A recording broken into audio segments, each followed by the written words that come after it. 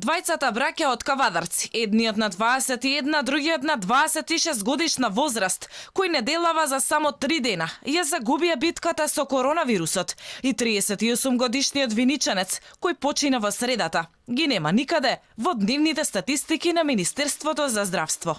Медиумите известија за нивната смрт, но тие не се заведени како жртви на короната.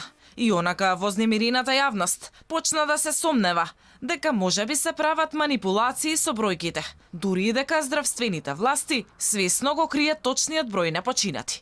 Нелогичност има и во бројот на пациенти на респиратор. Во градската општа болница 8 септември, во четвртокот, 13 пациенти биле на респираторна машина, а за следниот ден да има само тројца. Каде се останатите 10 пациенти? Дали оздравеле и биле тргнати од респиратор, или пак починале? Ова уште повеќе ги засилува сомнежите во јавност. Какви бројки пласираат надлежните? Дека нешто не е во ред со бројките на починати и заразени, реагираат и граѓаните на социјалните мрежи. Од ресорното министерство и денеска не добивме конкретен одговор, ни повторија дека треба да проверат. И вчера министерот Филипче го прашавме за овие нелогичности. Според него, нормално било бројките понекогаш да доцнат. Некогаш можеби статистиката касни неколку денови како се